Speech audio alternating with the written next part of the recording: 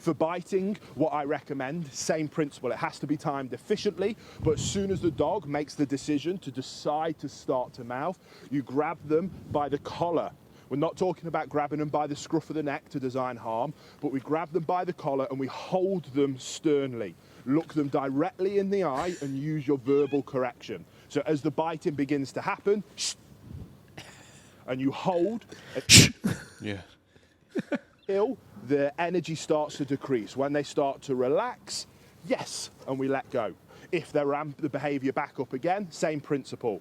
Grab them, verbal correction, and hold. We're not shaking them, we're not hurting, we're just holding them in place and waiting for the energy to come down. As soon as that energy starts to come down, we can let go and let them know, yeah, that's what it is that we're looking for.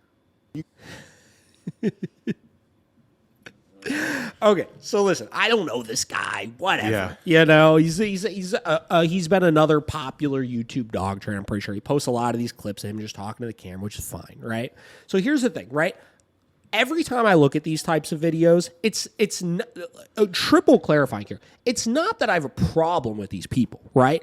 I'm confused by the tactics they're using, right? I've talked about this before. Yeah. Any sort of dog training technique that I'm going to implement for something, I'm going to have a clear reason why I'm doing it, and I'm going to clearly be able to describe why what I'm doing works, right?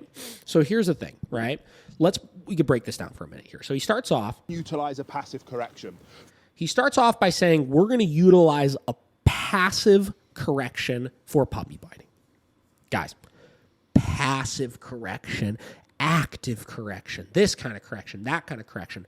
A correction is a correction. There's no reason to create different names for how we're correcting dogs. Yeah. You know what I mean? A correction is implementing an aversive or attaching an aversive consequence to a behavior to decrease that behavior, right? Yeah. A correction is we're trying to tell the dog what you're doing is incorrect, right? In some way, shape, or form, right? That aversive could be anything, right? So that's thing number one. There's no need. A correction is a correction, right? We don't need to have a passive or a different type of correction, right? Yeah. Biting, what I recommend, same principle. It has to be timed efficiently. Second part, the timed efficiently part with things. Basically, what he's implying by this is the second the puppy starts biting, you have to grab the collar and you have to be really quick with your timing with it and stuff. Yeah. Science has proven, and our use of markers has proven, that your correction does not have to come at the exact moment that the dog does the behavior, as long as you identify the behavior clearly, right? Because here's the thing. By saying that correction has to come at the exact second the dog is rehearsing the behavior, you're kind of implying that you're missing opportunities to be able to correct the dog, right? Let's say the dog does something over there, right? And they're jumping on that counter. If that principle applied and I was using this, passive correction to be able to stop the behavior, I'm not going to be able to get over to the dog quick enough to be able to correct that behavior, right? So that's the reason why we use markers, right? And we'll get into the consequences in a minute here in the use of the collar grabbing and this and that, right?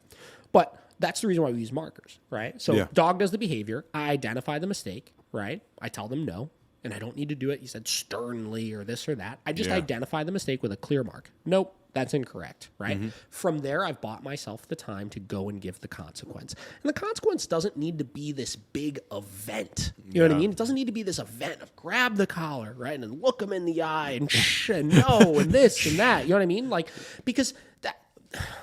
all that is like, people talk about like the dog whispering and stuff like that. And like you're projecting energy on the dog and this and that. All that's doing is just like basically intimidating the dog out of the behavior, but it's not very clear as far as like what you're correcting for. Because here's the thing, by the time you grab the collar, the dog is no longer biting you. Yeah. Right? Meaning that when you're looking them in the eye and telling them, shh, right?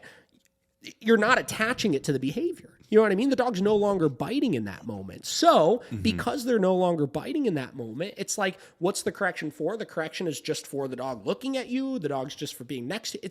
It's not going to be clearly perceived by the dog as if I told the dog no when they were biting, and then I gave a correction, pet corrector, right? Leash pop, whatever. You know what I mean? Yeah.